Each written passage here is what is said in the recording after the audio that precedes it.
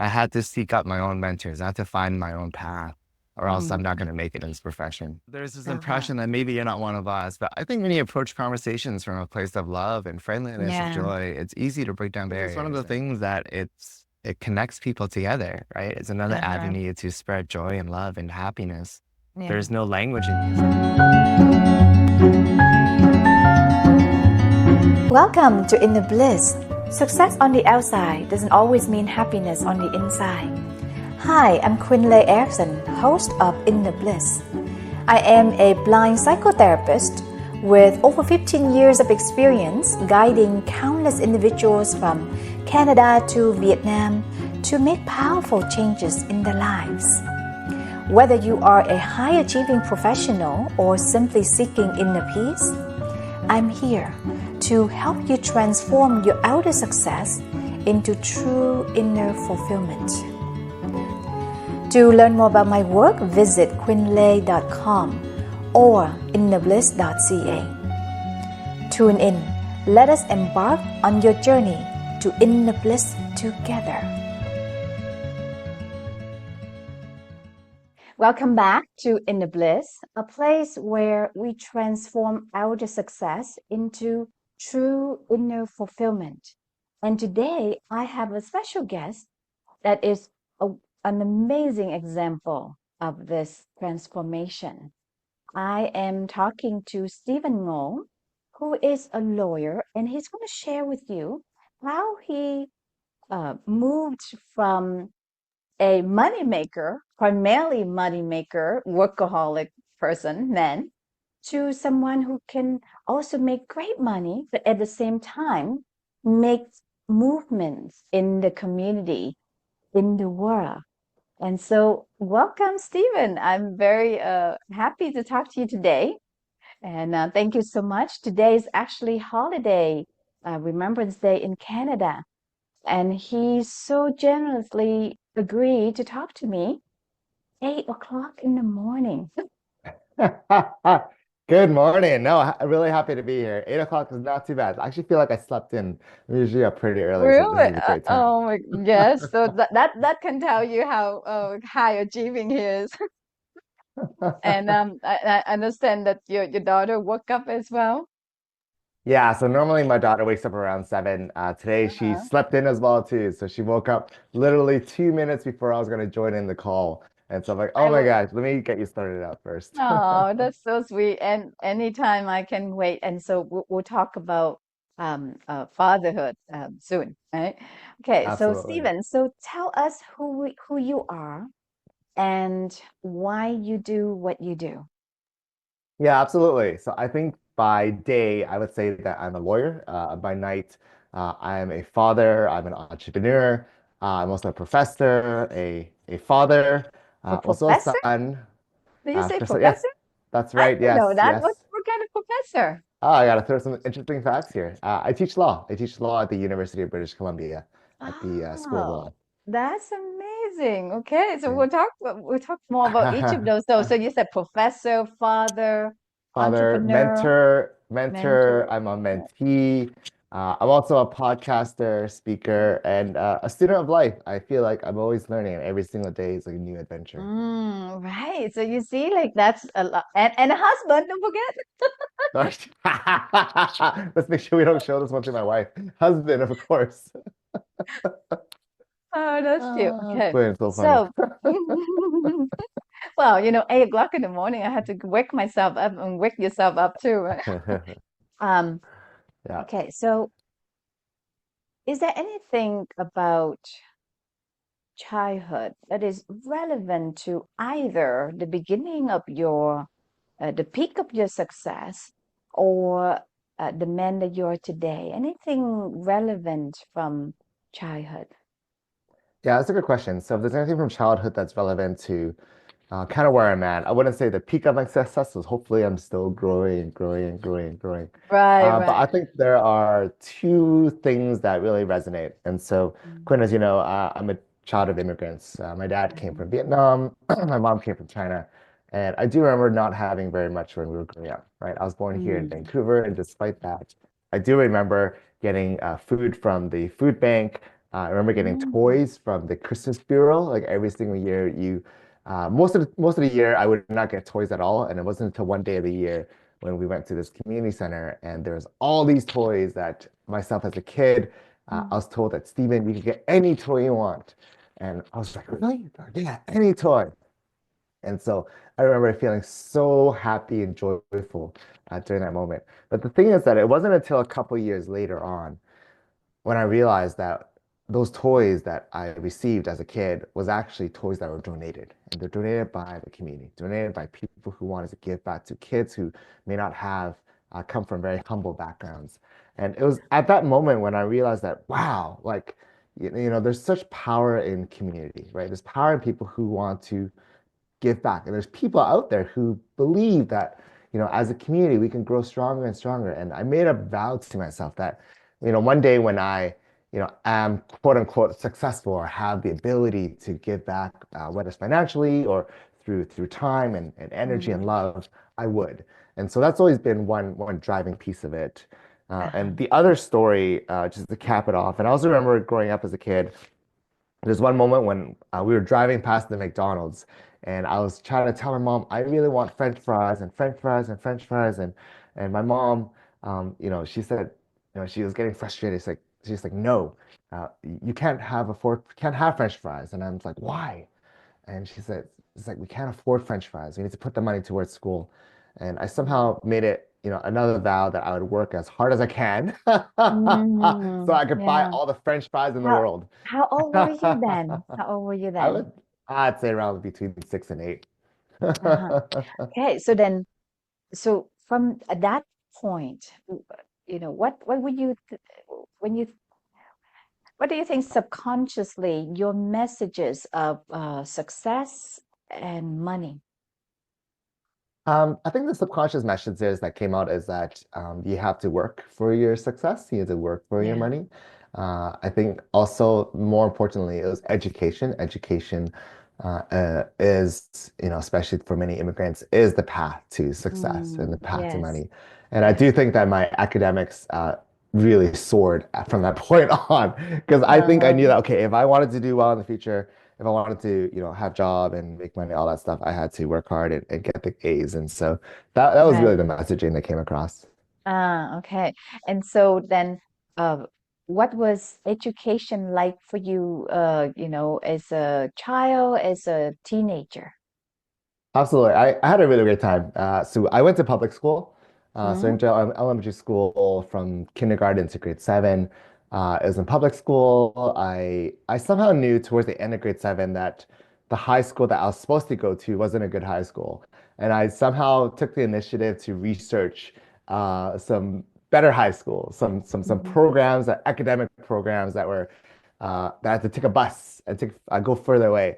And I remember going to my dad and my mom. I was like, "Hey, I want to go to these schools, and I Uh-huh. want to apply." And so I don't know what was going on in their mind. They must have been impressed, or maybe not. Yeah.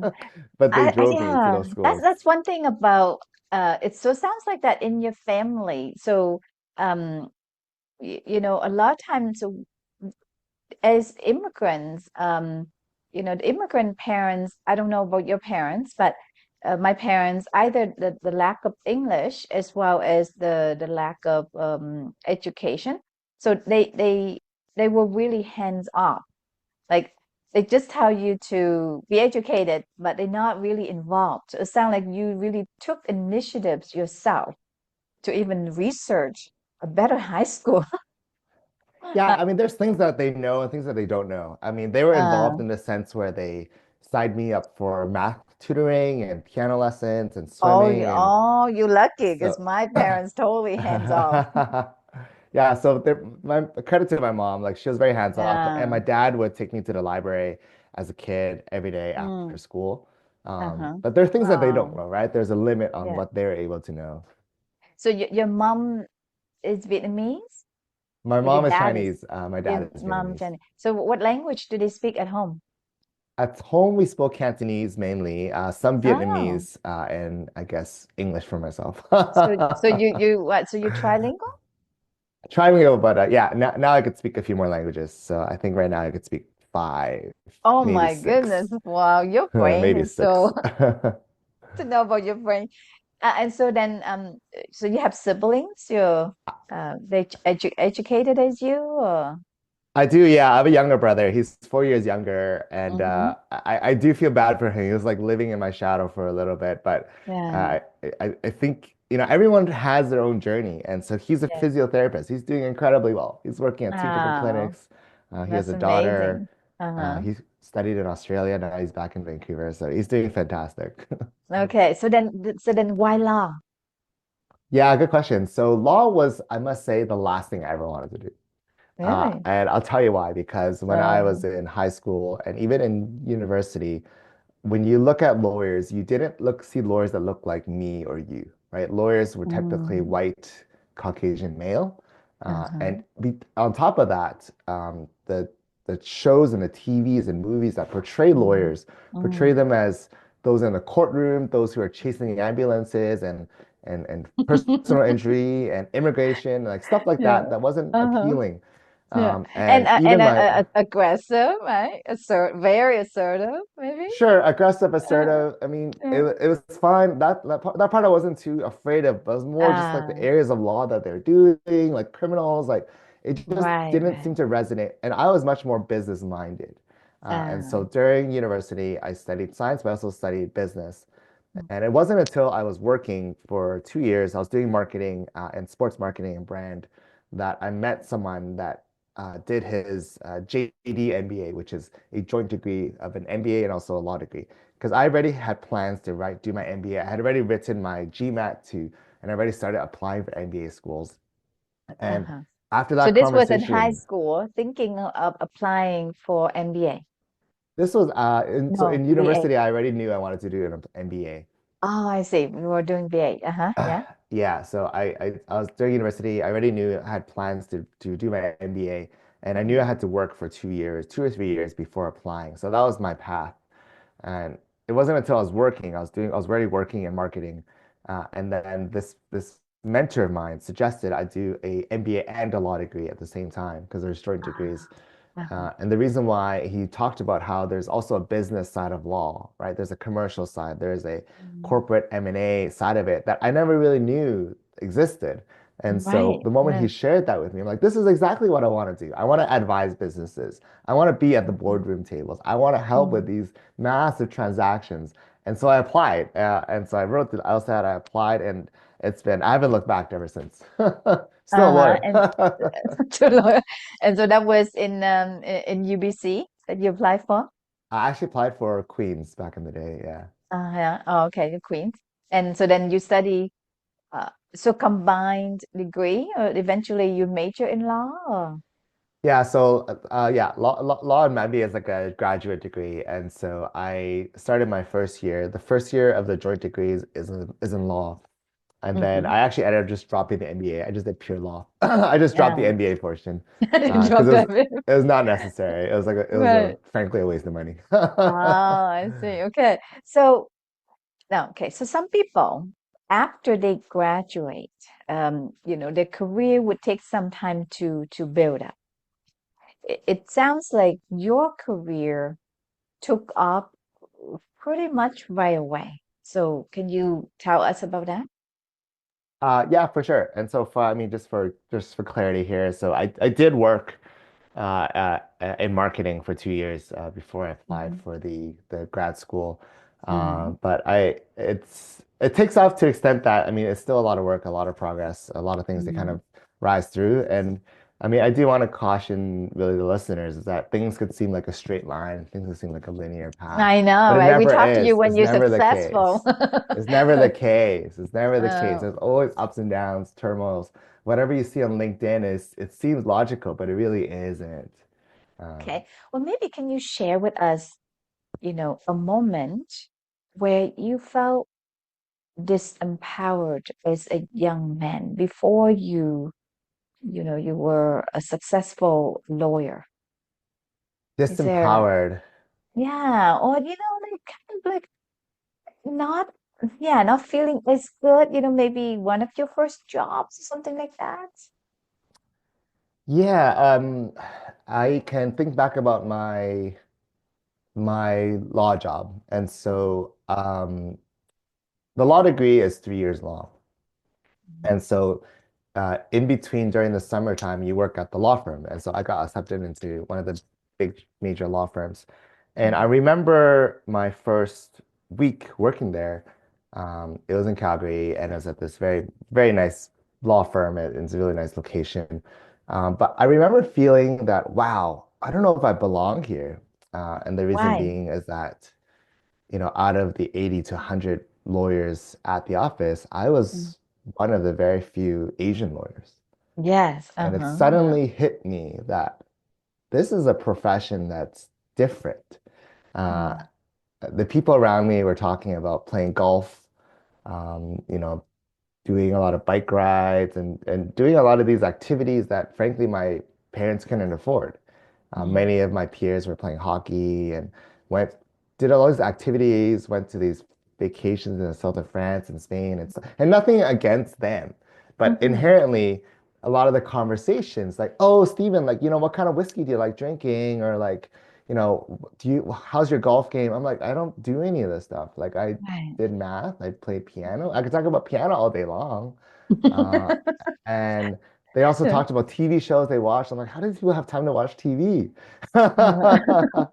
So Right. it just felt very jarring. And I realized at that point that I had to seek out my own mentors. I had to find my own path, or else I'm not Mm. going to make it in this profession. Uh-huh. Yeah. So didn't feel belong there, felt out of place.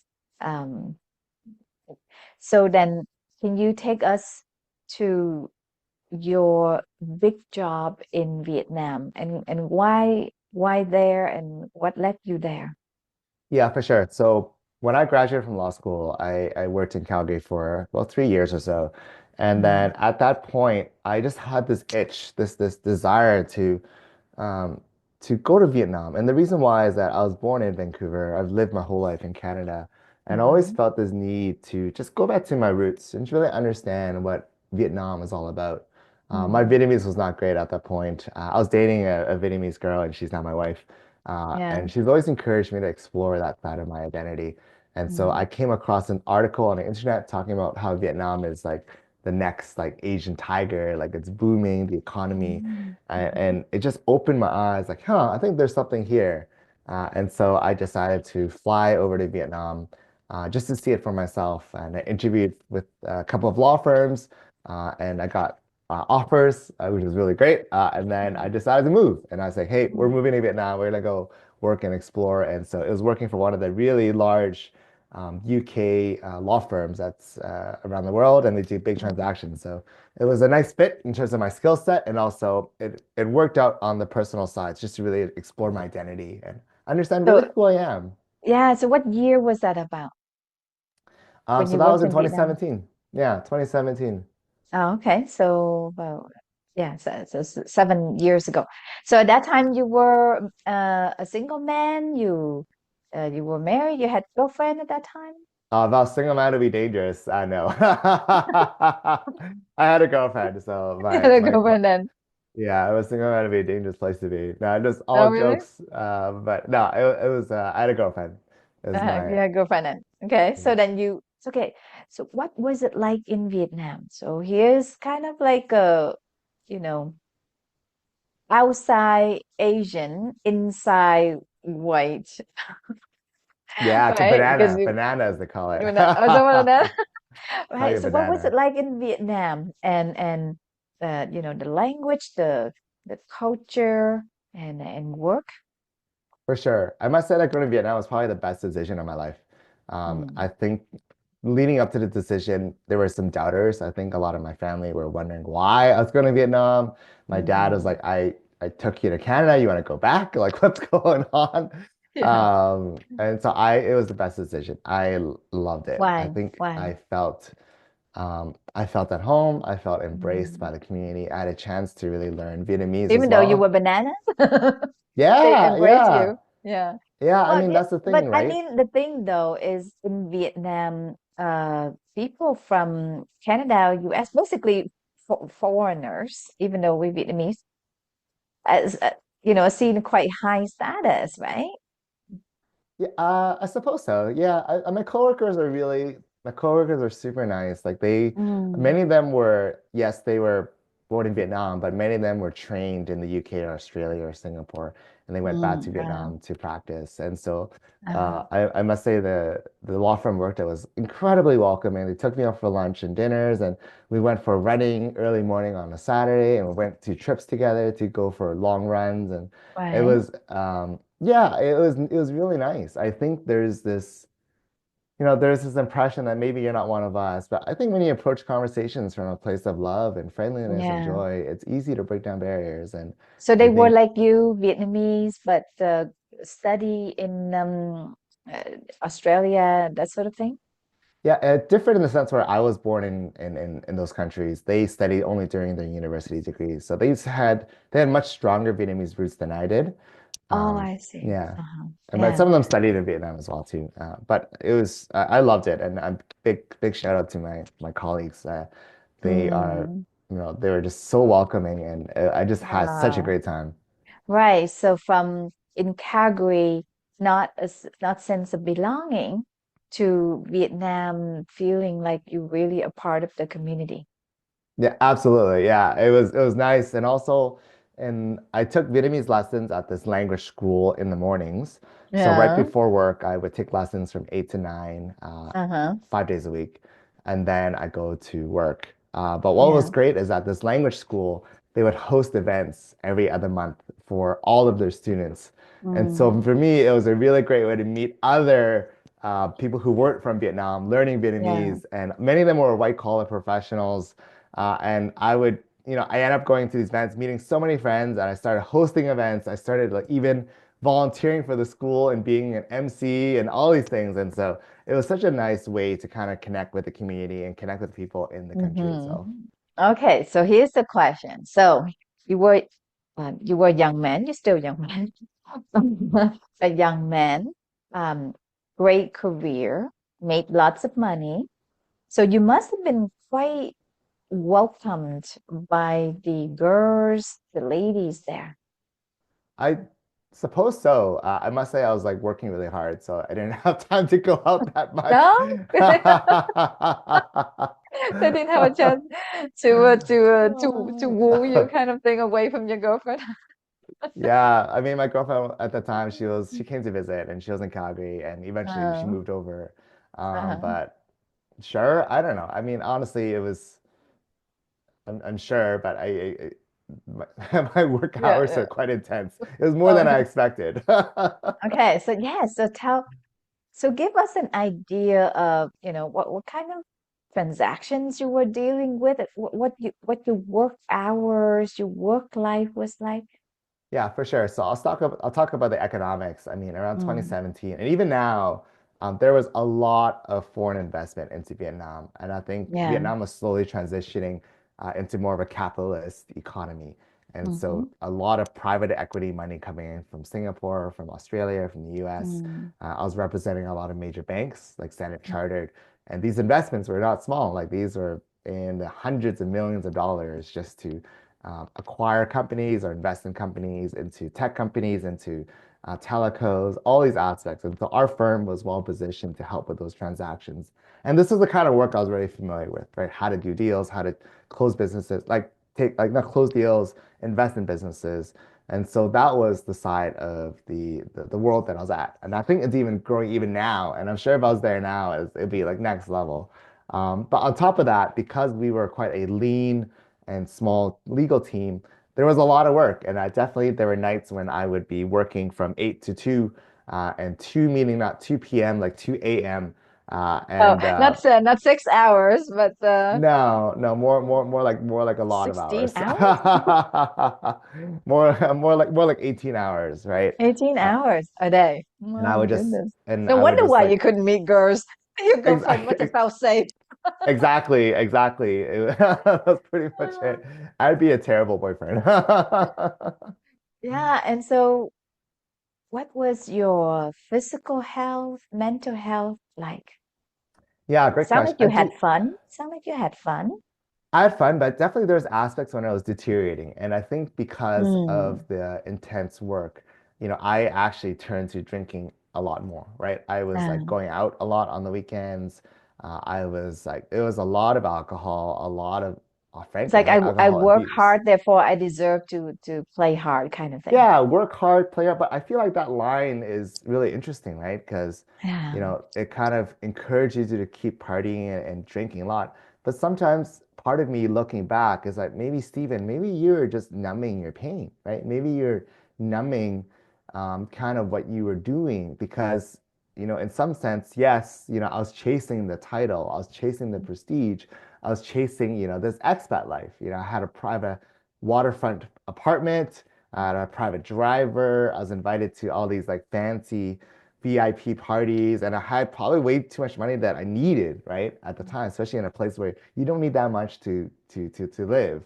And Yes. so I think I had a taste of what that looks like. And I must say, it looks good on the outside, but on the inside, it could be quite like not great at all.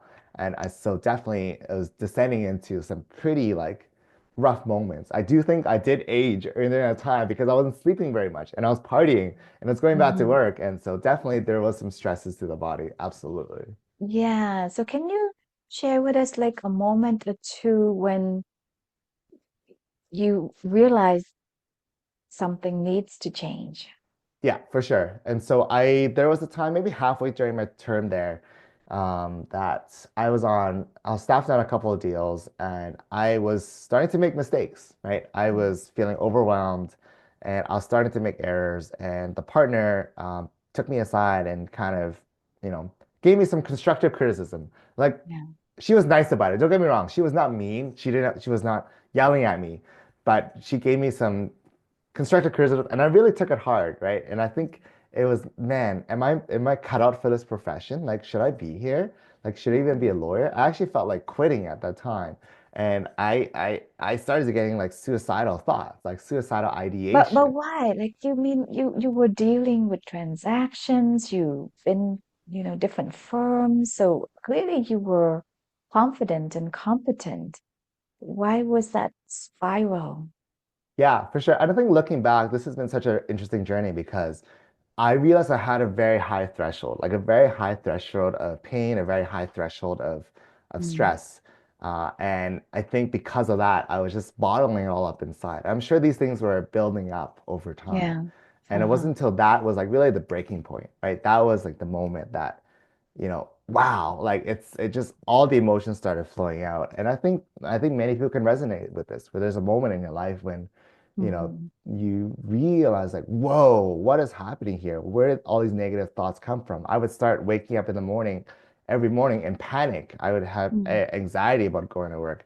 Every time I would be scared to even open my email Mm. application. I was scared of the emails coming in if it was like maybe an email of like anger or like something, right? And so it was definitely a very sensitive period of my life during that time.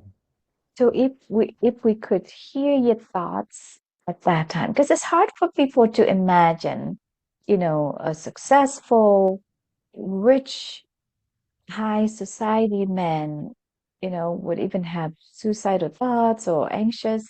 What kind of thoughts would you be having?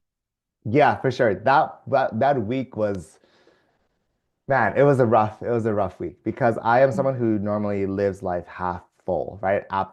Like I lean very optimistic, right? Let's say that, right? Everything is like, yeah, it's all doable. But like I think during that moment, these little things would get on my nerves, right? My body would shake right when after I wake up. My body would shake when I get an email. My heart would palpitate. I would be just like, just having doubts about my career, my life, like I've worked up until this point, like what now? And it was that, right? It was definitely a moment of very stressor. You're just wondering, you're just like looking forward to the weekend. You're just like, I just want to get through this day. And just not really having much joy in the day to day. And so I think that comes across in my demeanor. It comes across, even one time I remember I had a friend visit me and she looked at me. She's like, "Are you okay, Steven?" I'm like, "What are you talking about?" Because we were out for dinner, but I would have to check my phone every 10 minutes just to like check for emails. I brought my laptop. I had to do some work in the lobby of the restaurant. And so I realized that, man, I was so tied to my work, so tied to my phone, so tied to this. And I realized that something needs to change, right? Something needs to change right away. Mhm. Did someone uh sort of inspired you to change, or was it more you really recognized how deteriorating things were for you? I mean, bless my heart to my best friend Winnie. I gave her a call that day, the day when I received the criticism and I was spiraling. Mm-hmm. And one thing she said to me is that, Stephen, you are one of the most adaptable people I know. And you are one of the smartest people I know, one of the most adaptable people I know. Um, you can do this. And she also recommended a book for me to read. It's I have it on my bookshelf back there. It's like Mm. how to stop worrying and start living. It's written by Dale Oh, by Carnegie. Dale Carnegie. That's right. I Yeah, love that guy. Yeah. and so that was the first book I read. And even though I was Mm. looking on the internet for, articles to talk about anxiety and depression in legal Yeah. professionals, I was trying to find articles about it. And oftentimes the articles that were written about how do you identify it in other people, not necessarily what happens when it happens to you. And so Mm. luckily she recommended that book. My friend Derek also recommended it. And I started reading it and I started reading it and it just really shifted my mind. Like, I gotta start adopting different practices. And so I started meditating, right? I started going to these group meditation classes. I started writing more. I started journaling more. I started really adopting these practices that this book was encouraging.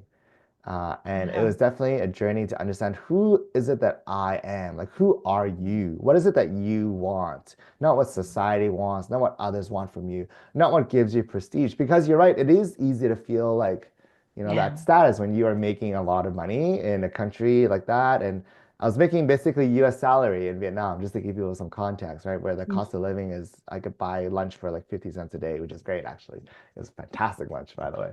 And Mhm. so I do know at that Oh, point, I was just chasing these titles, chasing this prestige, and not really doing what I personally wanted to do.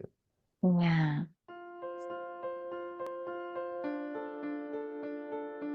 If anxiety, trauma, relationship, or other life challenges are holding you back, you deserve a path to healing and peace. Hi, my name is Quyn Erickson, and I am a blind psychotherapist and coach who is very passionate about guiding people like you to transform their suffering.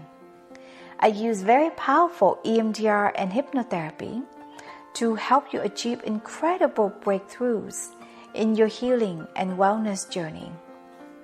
Wherever you are in the world, I can support you online to do amazing healing work. So take the first step to a better life today. Let's begin your journey to happiness and empowerment. Visit Quyn Therapy at quynlay.com. So then what did you do next in terms of your career? I mean, I stayed in Vietnam until my contract was done. It was a year and a half contract. But during that shift, I really started to adopt, better practices. Did I stop drinking? I still kept drinking, don't get me wrong. I'm not gonna lie. Mm-hmm. Yeah. But I started doing a lot more activities for myself, right? Carving out time Mm. to meditate, carving out time to go running, carving out time to go exercise, carving out time to meet the community and just like really, really dive into what feeds my soul.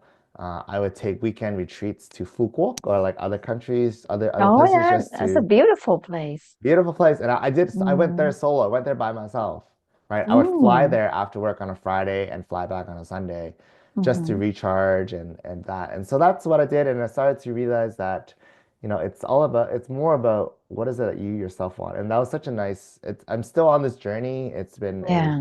remarkable journey, but it really turned my eye on there's life more than just what's in the physical world. There's a bit of a spiritual element to it. And that really led me on this journey now. Uh-huh. And so then how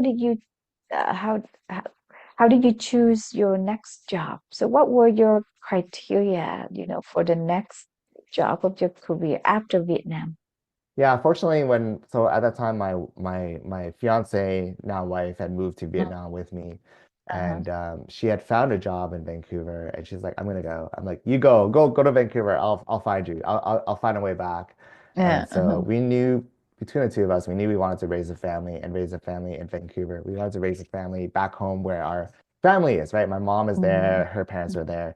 And so Uh-huh. when she moved back, I started job hunting and I found like a job working inside a tech company. And I took it and I moved back to Vancouver. And so yeah, and I've been here ever since and really What were your working. criteria for this job?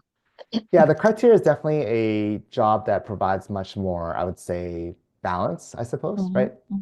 Much more work-life balance, more of a an environment where I could really resonate with the people manager, the people I work with. Don't get me wrong, I had a great time in Vietnam. Like I really enjoyed my colleagues and coworkers, right? And so, but coming back to Vancouver, it's just like let me find a job that's in a tech company, a job that has maybe a little bit more work-life balance. I was willing to take a bit of a pay cut to come back as well too. Yes. And so it Was it was those hard? kind of elements. Was it hard? Mm, For take a pay cut? not really. I mean, I'm someone who doesn't really spend that much. No? So Are you sure? yeah, like it's not I'm not a I'm someone who just enjoys music, right? Like my Yes. clothing, like the clothing I'm wearing right now, this dress like $20, right? Like I've been wearing Love for a it long all. time. Nice, nice. Okay, so so yes, it sounds like you're a simple, non-materialistic guy at heart. Yeah, So yeah. yeah, go ahead. I'm sure to adjust over time. Now Okay, now it's a bit of a car.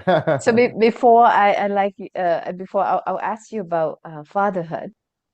I like to ask you about your relationship. So when as a young man, not married at that time yet, right? And young, successful, it's really easy to and I see this often for men to kind of fall for a woman who quite materialistic, maybe even gold diggers.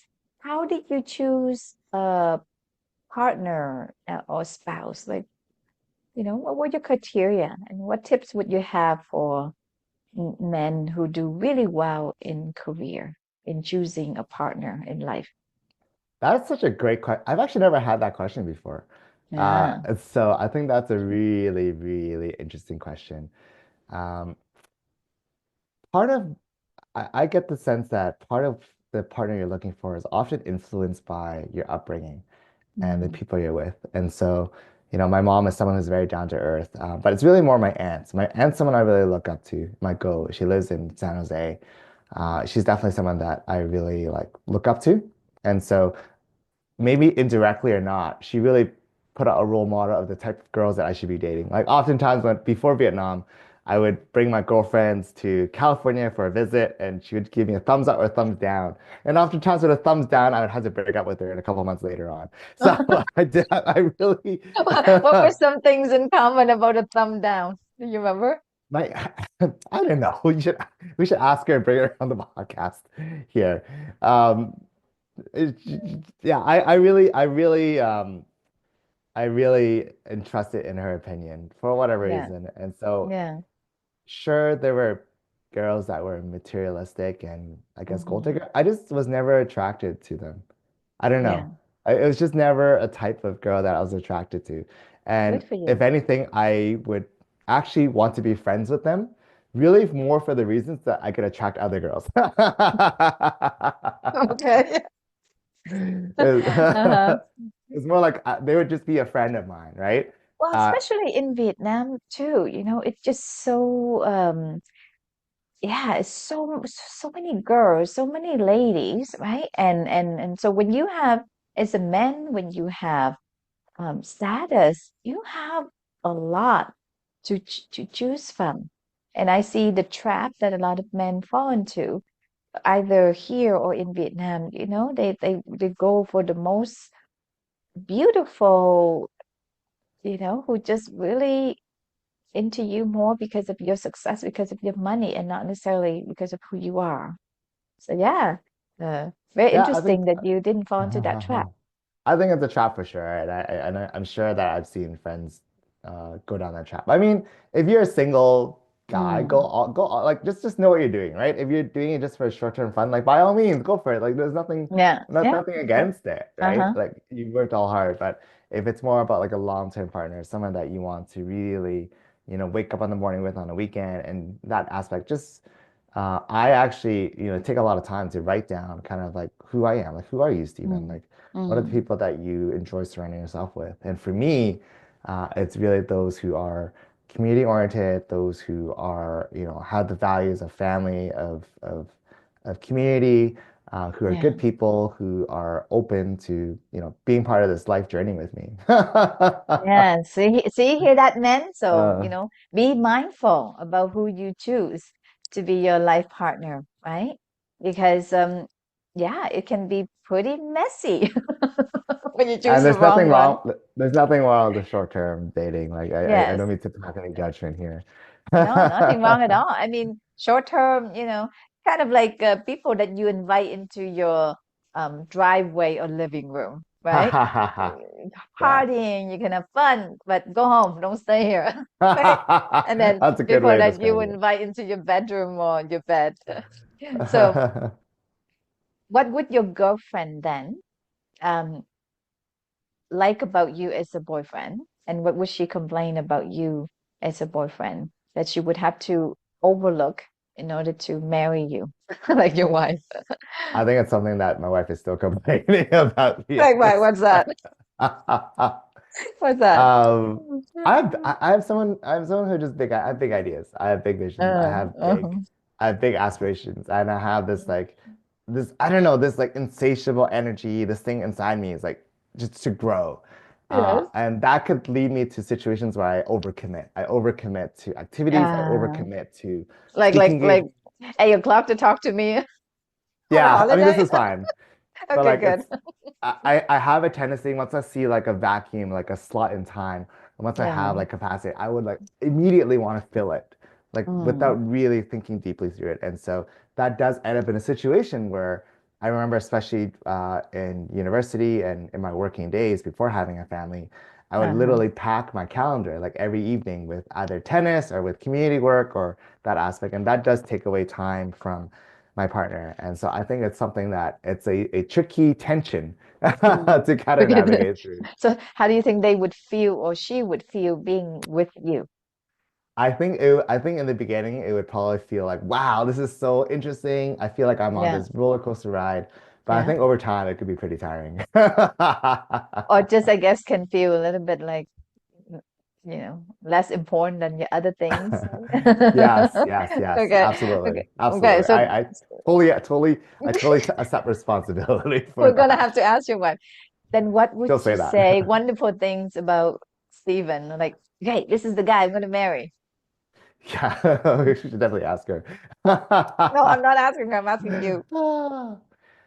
Uh, I think I do carry, despite that time in Vietnam when I was in a really dark and very dark mm, and sad and depressed place, I was able to really work through kind of what is it that who I am, right? What energizes me. mm, Uh, but as I'm going through that journey, I do carry like this light, this vitality, this energy. It's I think life's amazing. I think life is so beautiful. Like right now, it's kind of cloudy and rainy, but that's great. That's yeah. perfect for the Mm-hmm. environment around us. And so, Mm. um, I don't know. I think maybe it's that. Maybe it's the light and energy that I emit that attracts her. Uh-huh. I'll have to ask Good. her. So then fatherhood. What has fatherhood been like? Challenging? What's meaningful, beautiful about fatherhood? Yeah, I see our lives as like chapters in a book, right? We have chapters of a book when it's all about me, all of ourselves. Like it's like career, Yes. growing, Mm-hmm. like, make all the money we can and not really think much about others. Father has been such a beautiful journey of a new shift, like a new chapter in life. Mm-hmm. Mm-hmm. We had our daughter right, during the pandemic, and it was actually really nice because we were forced to really spend time together. We weren't going out to bars and restaurants, and I'm loving it. It's giving me this whole new perspective about what my parents had to go through. Sadly, took me like 30 plus years to really appreciate that, but I think Yeah. it is a new perspective. And Mm, it's just giving me so much fun. So for example, mm, I just came back from a work trip, a work conference trip just yesterday. I was gone for about 5 days actually. mm. And I bought Wow, this I like really gingerbread. appreciate you make time for me, Yeah, I'll tell for my wife our that I talk. Yeah. do. Okay. So Uh, gingerbread, yes. I bought this gingerbread kit. It was like $10 or something like that. Yeah. And it was just so much fun watching my daughter try to build her own first gingerbread house. And it's more Oh, fun than anything else. And so right now, this oh, chapter of life is more about, you know, growing her, developing her, more of that outward facing element of my life. So I really enjoyed fatherhood. so what does she draw out of you?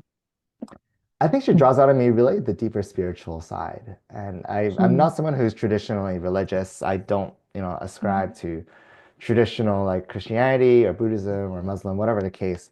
But I do think that there's a bit of like there is a something that's not seen. There is an energy signal that emits. If you think about it, it makes sense, right? You think about like dogs and cats.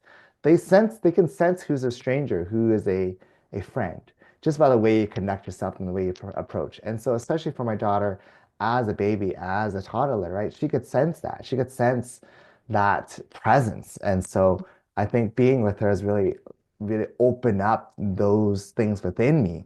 It's like, how mm, do I, be a much more better person? And I think she's yeah. actually made me even better person. I've been much more patient, much more aware, Mm, much mm-hmm. more um, conscious about who I am as a human. And so it's been that journey. And I've also, because of that, I started up my own podcast, right? It's called Two Dads, One Car, really as a way to how to Yes. redefine what does modern fatherhood look like? What are the Mm. unspoken truths about parenting that's not said? So what are the And unspoken truths?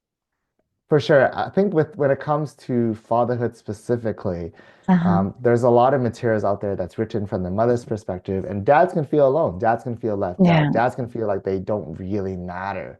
But the Mm. reality is that when dads know how to be better dads, everyone's Yeah. happy. Like moms don't Mm. have time to train dads to be dads. Moms are tired already trying to make food and all stuff. And so Yes, yeah. um, that is, and I think the unspoken truth is that fathers do have a really strong role to play right now in their children's lives.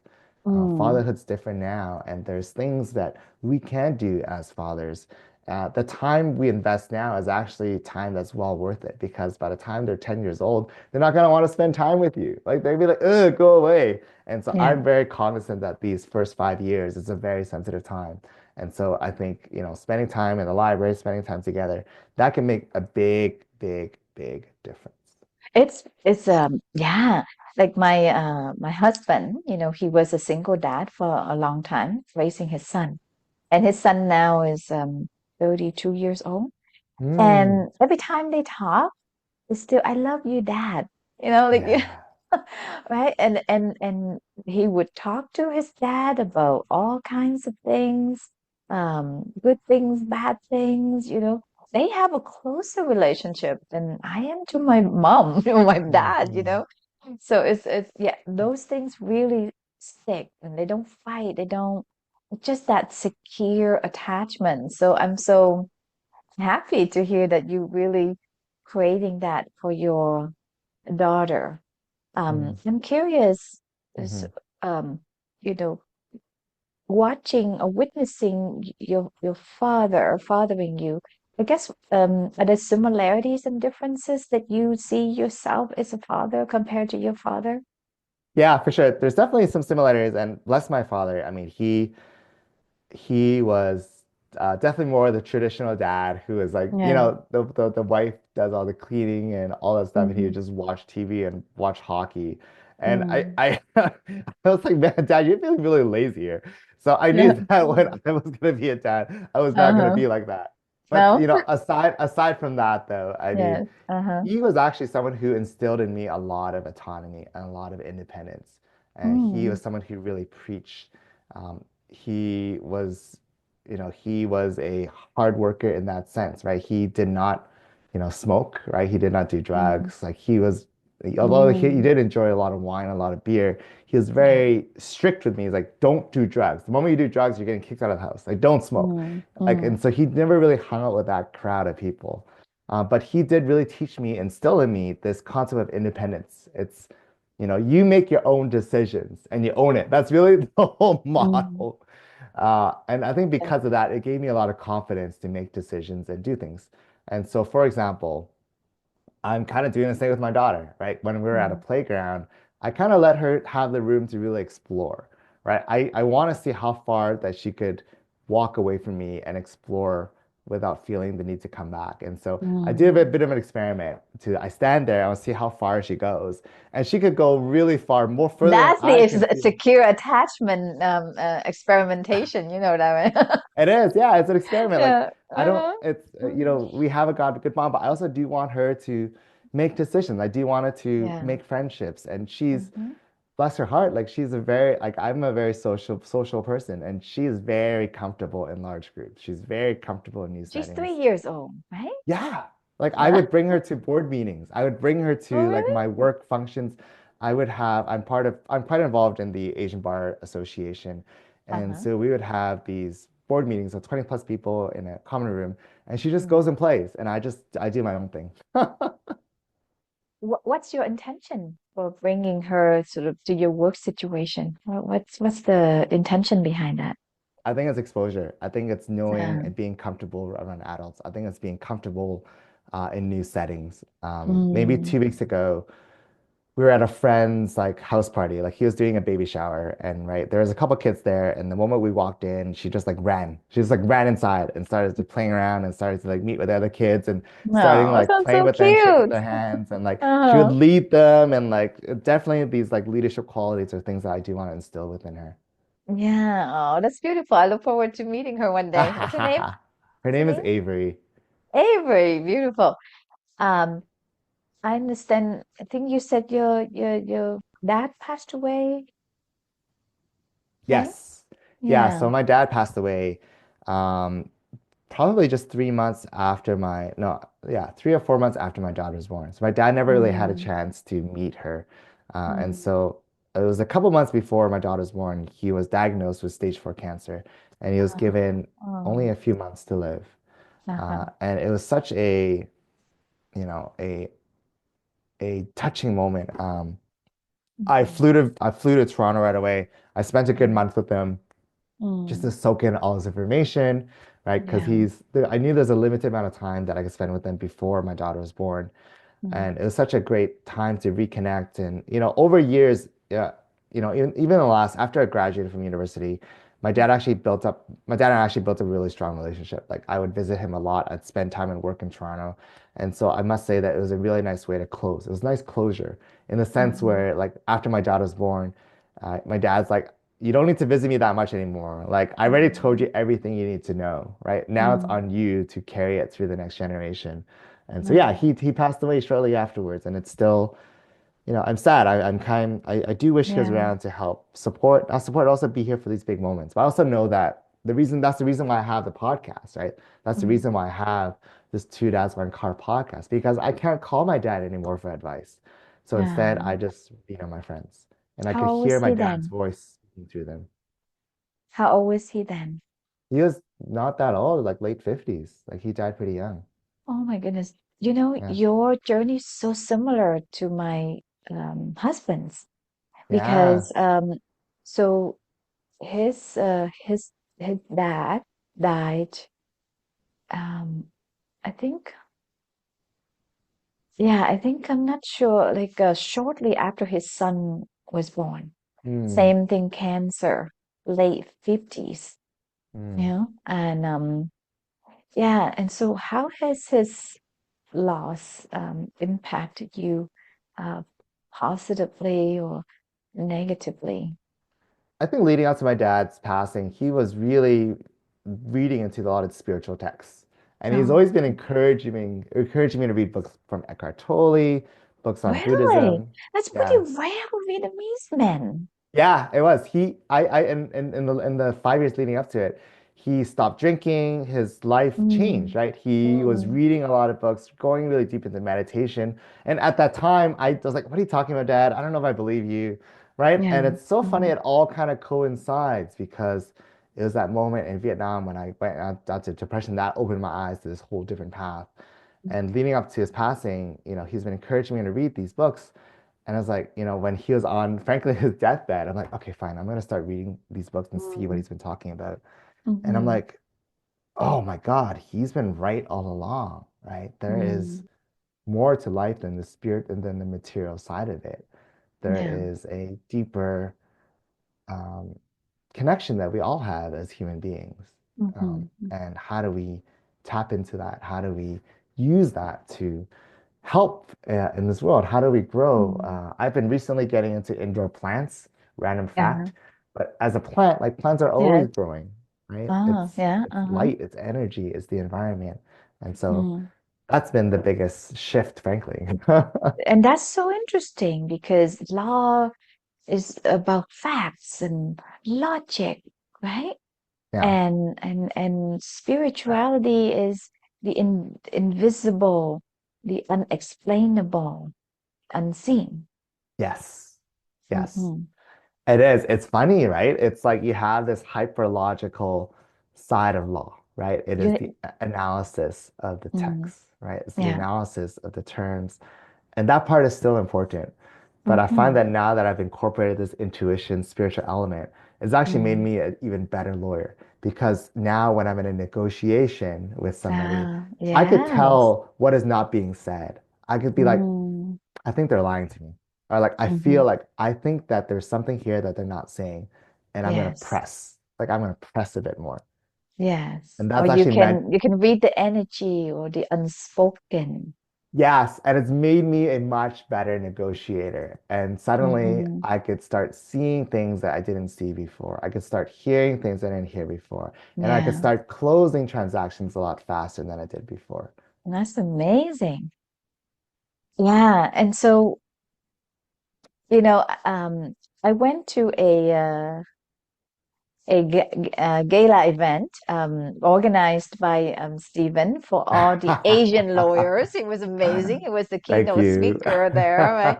But the one thing I was so surprised, and when we walked in, we heard this like beautiful piano.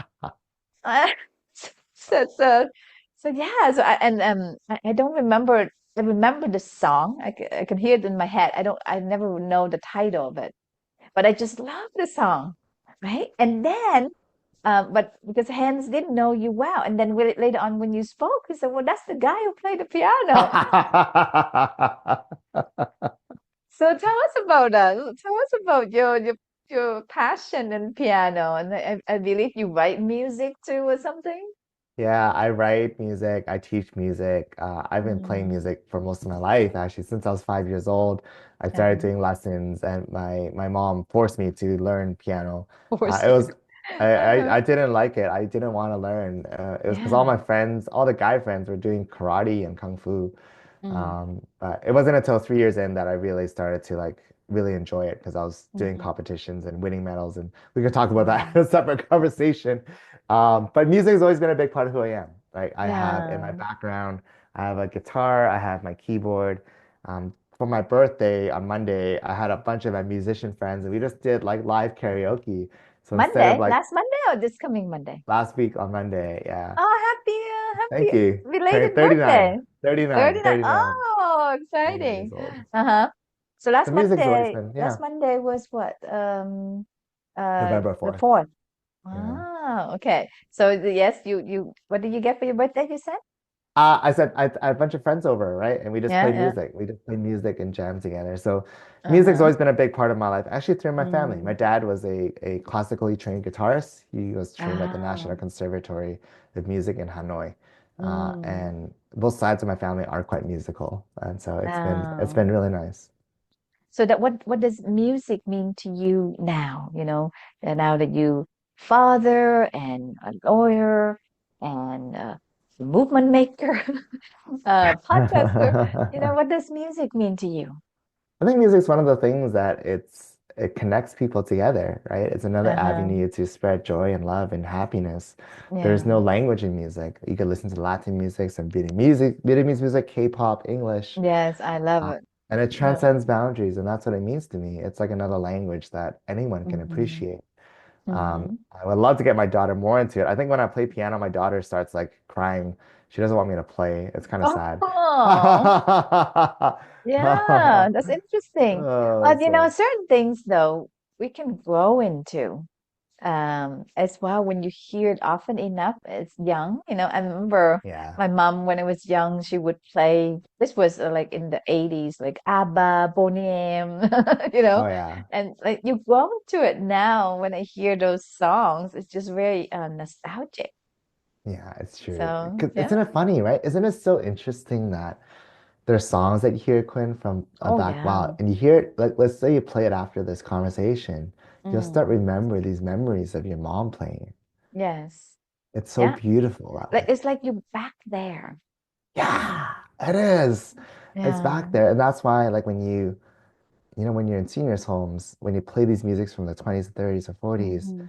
you could Mm. see people smile. You could see their demeanor change. Because they're like, Yes. oh, wow, I remember this. Uh-huh. Because that's what music does to you. It takes you into Hmm.